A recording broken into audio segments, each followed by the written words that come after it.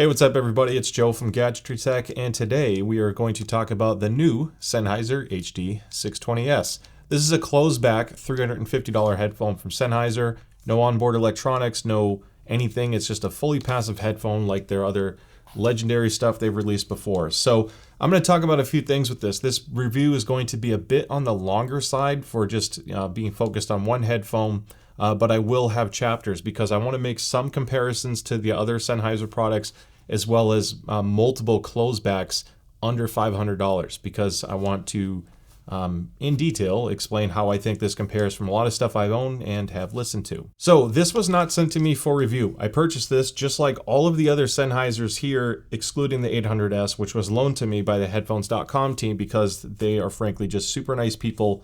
And I can't thank them enough for supporting the channel and giving me more stuff to cover. I will be sending that back. There's no financial stuff there. Now, I will have generic purchase links in the description below for any of the products I talk about. It helps support the channel, but I don't do this to make money. I do this just because I'm passionate about the hobby. That just helps support so I can buy more of these wonderful Sennheiser products because unfortunately Sennheiser hasn't ever returned a single message I've sent. So Sennheiser, if you're watching this, give your boy a holler. It won't affect what I say. I like to keep the channel honest and open, but anyway, I just wanted to disclose that. So I want to talk about something that will seem very obvious and basic to some people, but it's important to cover for those who do not understand the significance of this.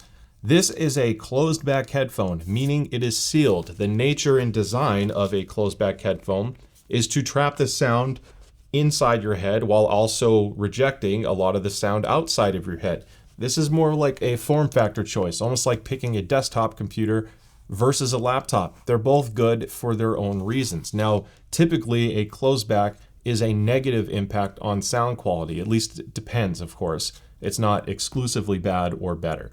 Open backs tend to sound more natural because you don't have to deal with reflections. So why would you consider a closed back? Well, the benefits of the noise isolation can be huge. And this applies for if you're using this on the go and you don't want to hear environmental sounds, if you're using this in the bedroom or in a living room next to, a significant other, and you don't want them to hear your content, this is the advantage to a closed back. So on the passive side, and I'll talk about a lot of other passive headphones later, it's really hard to get a great sound profile out of the box. You just can't beat physics without cheating a little bit through use of something like DSP.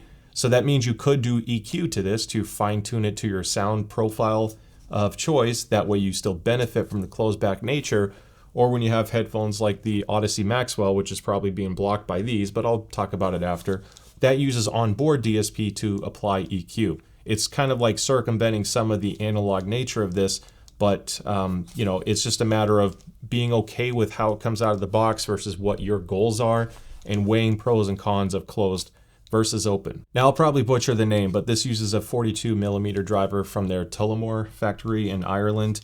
A driver size does not guarantee anything for sound profile, but I do want to point out that spec. Now, the spec that matters a lot is the impedance and sensitivity. This is 150 ohms, but also 110 decibel sensitivity. So even with the higher impedance, a lot of people associate high impedance with hard to drive, or in this case, it's not technically harder to drive. It's easier to drive on amps with higher impedance, but typically they're not as loud. Now, that's greatly offset by the sensitivity. So 150 ohm with 110 decibel sensitivity is quite sensitive, and that means that this is very easy to drive. I've used this on an Xbox controller, a PlayStation controller, and plugged into like the little $10 Apple dongle. It gets more than loud enough for me for how I would ever personally listen to it, but you could obviously throw quite a bit more power if you're looking for more volume. I'll talk about how that affects bass and overall power handling later, but you don't need to invest in something powerful to enjoy these. You can plug them in anything. Speaking of plugs, you have a rubber cord included in the box. Now, the included cable, it's a single kind. It's terminated with 3.5 millimeter on the inside, and then it comes with this little screw-on 1/4 inch adapter. So if you look at this and pull it and it doesn't come off, just unscrew. It has that little 2.5 connection that you've seen on other Sennheiser products before, and there is a balanced option coming out later. For now, it's single-ended, which is fine. But basically put it in a little twist and it keeps it from locking out. So don't ever yank it. Make sure you untwist a little and then it's relatively easy to remove. Now the cable is 6 feet long and it doesn't really have any microphonics. So unless you need like a particular reason to switch cables down the road, this should suffice for the foreseeable future of the ownership of this. Now, they made some improvements that I am very happy to talk about. There's going to be some talk, as they called it a 620, but it has the driver, or at least the ear cup shape and design of the 560 line. I guess they picked this for ergonomic reasons, for how it places the driver and what they were trying to achieve with a closed back, at least from like the geometry standpoint of maintaining a seal and things like that.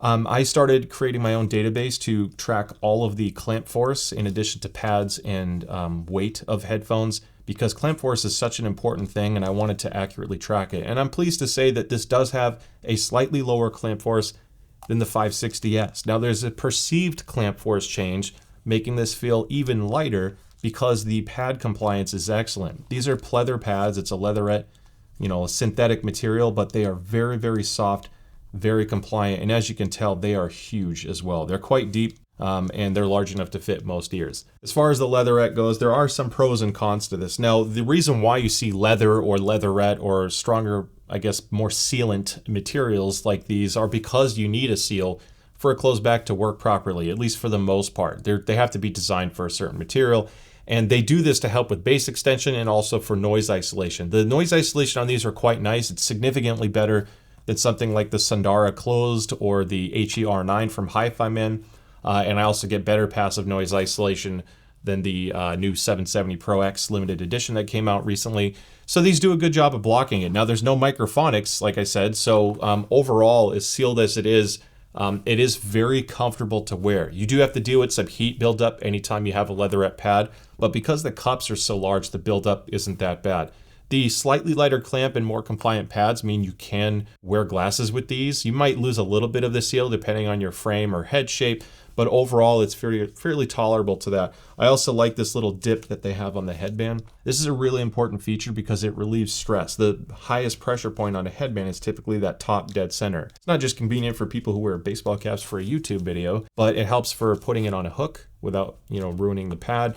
And relieving this pressure means that it feels much more comfortable on the top of your head. This is incredibly plush, so I really like the comfort of this overall. It's actually quite a bit heavier than the 560S and the 6XX. Only the 800S is slightly heavier than this. So this being over 300 grams will feel a little bit heavier in hand. It's partly because it has steel reinforced ear cups. These are a little bit heavier on the chassis side, and these thicker leatherette pads add some weight to it as well. They also have metal construction on the headband, which is nice. It's not all plastic like the 560S, which is crazy lightweight, but I like the compliance of this headband more. It has a more linear clamp force change when you expand this for larger heads. So the 560S, if you have a smaller head, you may find the clamp force to be quite nice, but if you have a larger head, this doesn't really loosen up as cleanly as you'd expect. It really tightens up quickly as you try to expand it, whereas this is much more flexible for larger heads. I don't think it's going to rival the other open backs here, because those don't need as much clamp force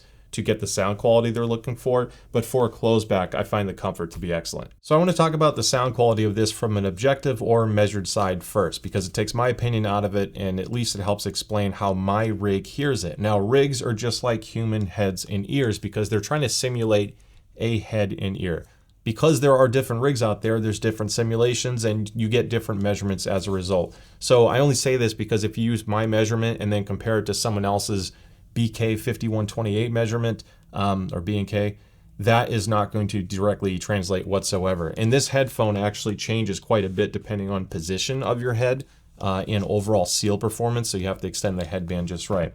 So you can use my site to compare against other headphones I've measured. I have actually measured quite a bit now. That list is growing, but I just want to preface that so you know what to expect going into this. Looking how this plots on my particular rig, the sound profile is pretty good overall, considering it is a passive closed back, and also when you consider the price being a passive closed back, it actually measures quite nice. Now there is a strong bass hump at 110 Hertz that does bleed into the upper bass, and that's the one thing you'll notice the most. I got a surprising amount of sub bass, at least measured, but because that 110 Hertz or so peak of mid bass is so prominent, it doesn't come across as a very deep sounding bass headphone. Even though it's a closed back, which you typically get deeper sub bass extension because of that, I found it to be a little bit softer in comparison to several other closed back headphones that I've used when it comes to listening to sub bass. The mid-range overall, looking at it, it's fairly full. You do have a little bit of a hump that goes from 300 to 800 hertz again on my rig. And when you consider what that bass hump does plus these mids, it creates a little bit of a boxy, just a little bit of a thicker sound. It's not horrible and it doesn't like aggressively affect voices, but it does read or come across as a slightly thicker sounding headphone overall. At least the bass comes across that way. Now you do get a scoop at about 1500 hertz and then it lifts back up at 3000 hertz. And this is where you're gonna have the greatest variety of impressions and what people think this headphone sounds like, because this is where our ears can make a big difference on how loud this area is. My rig measured the 3000 hertz to be a little bit strong, and you may find it even stronger than that, or just right, to be honest. It is kind of forward, but it doesn't come across as shouty. That 1500 hertz slight scoop that you get, followed by a little bit more upper treble extension, is what's going to attribute to a slightly wider soundstage. This is not a crazy wide soundstage type of headphone, but it actually, for a closed back, I really do like the soundstage. I'll talk about it subjectively later, but part of this frequency response explains that. So I wanted to tie in, what attributes to look for. I don't want to spend too much time on the objective side because I have a lot to say later, but I do want to show you a few other measurements of passive closebacks under $500 because I want to prove a point here. You have the Sivga Robin, which is admittedly less expensive, but you can see a bigger bass emphasis, and it actually has more sub-bass extension with a massive scoop in the mid-range, and then it comes across more forward in the 1000 hertz area, almost like a pinchy, kind of like a little bit of a walkie-talkie sound, but not terrible. The Robin does come across as much more sibilant, at least when I listen to it. It's a little, it's very much a V-shaped headphone.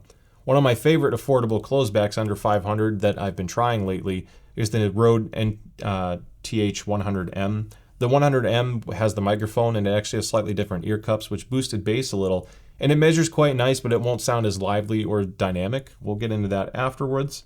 Now, when you look at something like the HiFiMan Sundara closeback, the frequency response is kind of all over the place. It's going to greatly affect how different songs are perceived, but I'm mainly doing this because I want to show you how wild the frequency response is of most closebacks under $500 and why I think the 620S is going in the right direction. I also recently reviewed the Beyerdynamic DT770 Pro X, and this is how that frequency response maps as well. The mid-range overall, when you look at like 500 hertz to about 2000, is somewhat similar, but they are wildly different in almost every other area. And the spike that you get on the 770, especially at 6000 hertz, is just crazy strong. So again, it's showing why I kind of appreciate the 620S from a tuning perspective. When it comes to sound quality from my personal listening experience, I actually like quite a bit of this. It's not perfect though. So I talked about and showed you the mid-bass lift, that 110 hertz lift. And it does make things sound kind of boomy, boxy, a little bit bloated,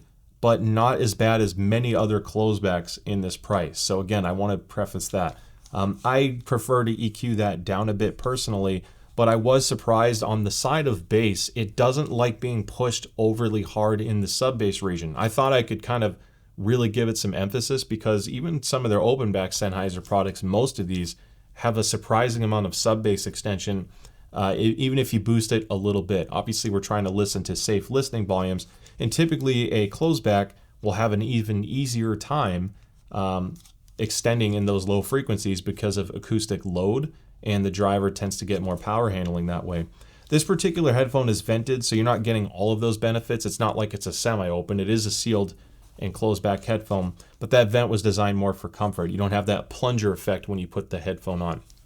I found that even if I tried EQing the mid-bass down a little and maybe lift the sub-bass up just to get some more extension, if you're listening to really deep rap, trap music, or certain jazz notes, something that just extends really low, I just wanted it to have a little bit more overhead.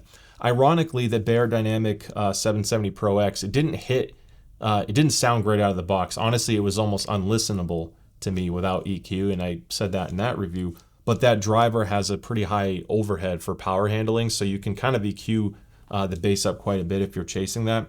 So this is not a headphone for bass heads. In typical Sennheiser fashion though, the mid-range is really, really nice. It's one of the best sounding mid-ranges on a closeback affordable headphone, in my opinion. It's not fully natural. I think that thickness that you get in the low end can affect some vocals, but overall, I don't find them to be overly off. The only thing I can characterize the higher mid-range or the upper mid-range is it almost like there's a very soft container of where the vocals should sound. It almost like constrains them to have a certain tonality to it, something that honestly most of the other headphones here do not do. The 560S is kind of its own unique thing, but that's partly because it's affordable. It's like $150 to $200 headphone. It's more of a brighter sound, but it can be a little bit shouty to a lot of people. Whereas the 6XX, if you're chasing tonality, timbre, and all of that, that's the 650, 600 line, 650 and 6XX basically being the same. Vocals always sound natural on that. I don't think I've ever heard a headphone sound more natural than that when it comes to timbre and vocal tonality. So this does kind of create a somewhat compressed version of that, but it's not overly bad. There's no huge lulls or dips in any area where I find some vocals are stepped too far back.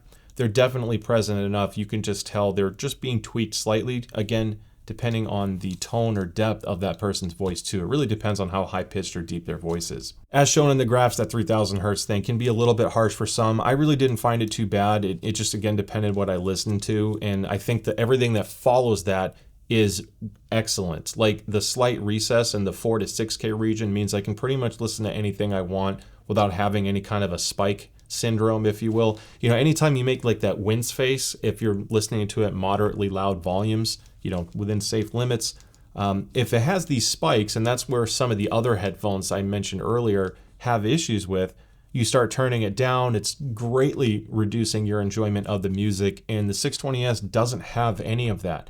Yes, the tonality is slightly off to an extent, but I find overall the sound profile to just be excellent for music. Again, considering everything, passive closeback, I think they did a great job. Now, I did touch on the Soundstage earlier, and this will tie into my gaming section later. I think the Soundstage is really, really nice. It's very, very natural. This does not have a closet-centered like effect. You have to keep in mind, when you have a closeback headphone and you're trying to hit a certain frequency response target, it usually involves dampening to kind of approach something remotely smooth, which in turn makes things sound kind of dead. And music isn't supposed to just have a perfect graph. It's supposed to be enjoyable. You should be able to play different genres and enjoy what you're listening to. And this really skirts that line quite well, to where the soundstage of this was actually quite natural. I was really impressed. I like the soundstage of this better than some open back headphones that I have. Now, all of these have their own pros and cons. The 6XX 650 line isn't known for super wide soundstage. It's kind of a more of a center blob type effect. Its strengths is the tonality again. 560S, because of its tuning, can sound quite wide and punchy and super energetic, but that's like always having a shot of espresso when you may not be in the mood for it. And then you have the 490, which kind of is a blend between the two personally. So that's actually quite a nice headphone, especially with the comfort improvements. And the 800S, I mean, when it comes to soundstage, that basically throws some tonality out the window a little bit with the intent of creating a speaker-like listening experience. So this being a closed back to do as well as it does, I really do enjoy it. It doesn't feel closed back or closed off or claustrophobic in any way. Now, when it comes to gaming, your experience is going to vary to an extent. For immersive gaming, if you need a closed back, for the reasons I mentioned earlier, this is an incredible headphone for gaming. The bass is warm, that thickness does help with immersion, the smoothness up top, and the soundstage helps again while delivering enough details to basically hear everything in the game quite well. And that soundstage keeps the vastness while the bass is carrying, you know, the rumbles and the thunder up top, and then the soundstage helping if it's raining, you know, that type of thing. So I think it does create a good immersive listening experience overall without really anything punishing on the sound profile. I do enjoy it. I don't think it really needs any EQ for single story games. It gets very different on competitive gaming for FPS, which some people will care about. And this unique sound signature is a pretty hilarious result. So I've been doing some EQs for like game targets, you know, what the ideal sound frequency response should be for Call of Duty versus Apex. They're very different sound signatures. And the 620S aligns so well with my sound signature target for Call of Duty, which I didn't know because I just plugged this in and started playing. I was like, man, these are awesome in Call of Duty. And aside from like the downsides of being a closeback, you know, as far as like vastness goes, They just did a great job. Sennheiser has good driver matching, so channel balance wasn't an issue there. Very easy to pinpoint things, but it really depends on the complexity of the scene. If you really want to take this to the next level, then you just have to pull down a lot of that sub bass below 60 to 80 hertz, pull that down and let the rest of the frequency response do its thing. It's just incredible on Call of Duty. Now, ironically, it is almost the opposite type of sound signature that I like on Apex Legends, and this really struggled for me for Apex.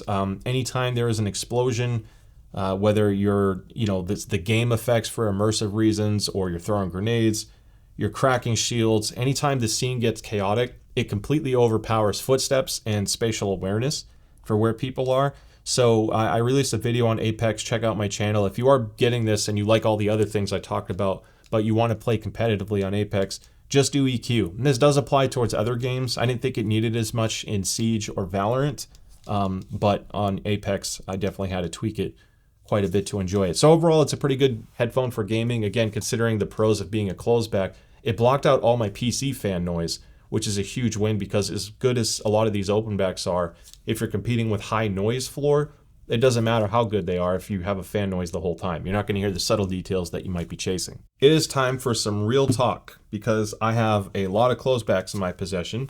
The only closeback that I wanted to talk about that I don't have at the moment is the new 770 Pro X limited edition, which was nice, but I recently covered that and I sent it back and I outlined some things I don't like. So if you missed that review, my issue with that headphone is the tonality out of the box is pretty poor. It is very, very bass heavy. The mids are recessed. There's a little bit of a lack of resolution. It's almost like everything is kind of compressed. You don't get the subtle sounds as much. And then it's just met with an immediate treble blast at like 6,000 hertz right to your ear canal. And it caused me to have to EQ it. I could not use it for a long period of time without EQ. It is comfortable. It is built really well. I like that they have a mini XLR detachable cable. So when you consider that it's under $200, there are some pros to it, but it really needs to be EQ'd to be a comparable headphone. The new 620S just is a better package out of the box. Again, you're paying more for it. I wish this was $299 personally, but all things considered, it's a much more enjoyable listening experience than that.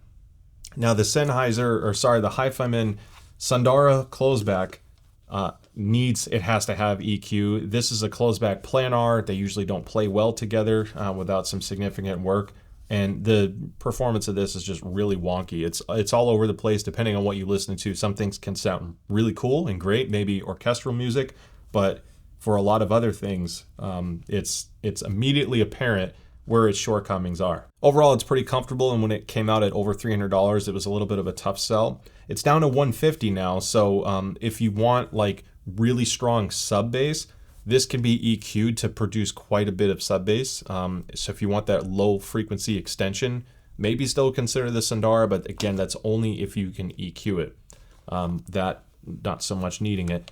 The HER9 is definitely a different looking headphone. It's quite huge. It uses the Deva headband design. This too is somewhat affordable, but I did want to compare it. I think the tonality of the R9 is actually a little bit better than the Sundara. It doesn't take to EQ as well. It also is kind of an oddball because the whole point of getting a closeback typically is to have isolation, and this has very little isolation. I can still hear my surroundings almost like an open back. It's also very leaky by design. It's very light on clamp, and these pads are super breathable, but I have like no seal down here even if I size it right.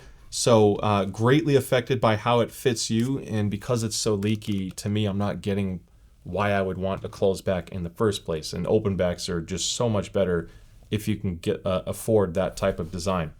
VZR Model 1.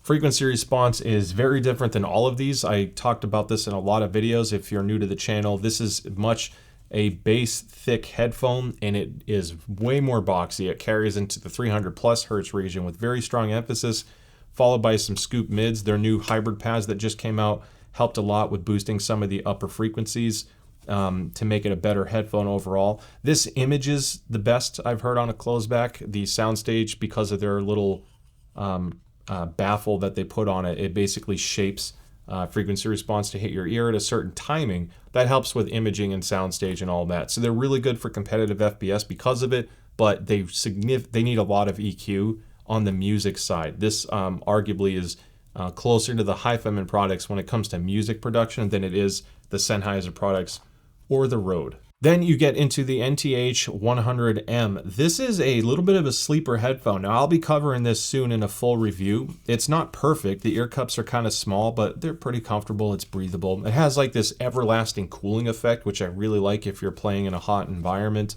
The headband adjustment has this little mechanism here to make it fit your head.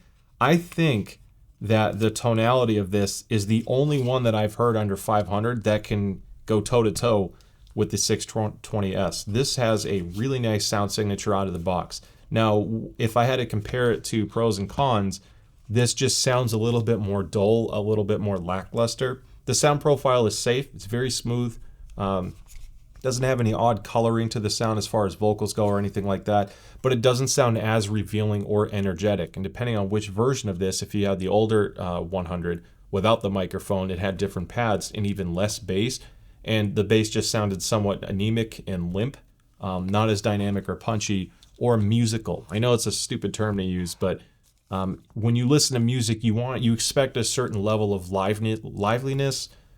You want the instruments to be more present with you, not just like hearing it through a medium such as a headphone. And the biggest takeaway I can do from all of this is the 620S delivers more of that musical enjoyment and energy without the punishing things that go with being too forward in any particular area, such as too bright, too boomy, etc. So overall, compared to every other closeback under 500 that I've heard, the only one missing is the 700X from Beyerdynamic, the Pro X. I haven't received one yet. I'm getting it. That's the only wild card I can't personally speak to. But until you step up to like the $2,000 Dan Clark E3 or the Meze Lyric 2, which had some great improvements over the original Lyric, this is about as much enjoyment as I've heard of any closeback without the need of EQ. And I talked about the Maxwell earlier. The Maxwell does have better overall tuning, and it's wireless for the same price. It does that because of the use of DSP. It doesn't touch this as far as comfort goes. I could wear these all day, whereas the weight of the Maxwell and the headband design can leave a little bit to be desired there, so it's really just a personal preference thing. This is analog, so you do have to have some kind of source chain to power it. It doesn't need much, but this will last a significantly long time because of that. So being analog is kind of nice. And of course, as you can see, I could pop out the pads. I don't want to do that, but eventually they'll be replaceable as we see more come out. On the note of sources, I even hooked this up to my ZMF Aegis amp, which is a pretty high-end amp that I purchased, and I am in love with it. It doesn't need it, but yeah, these with tubes actually sound quite nice as well.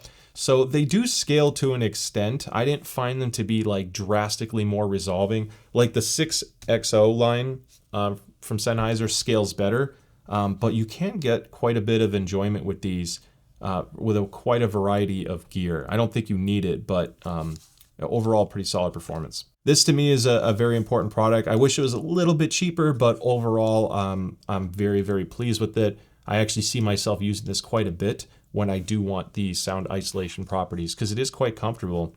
It's just a solid headphone overall. So hopefully you found this video helpful. Don't forget to like and subscribe. I'd love to see you at the next one. Thank you so much for watching, and I'll see you next time.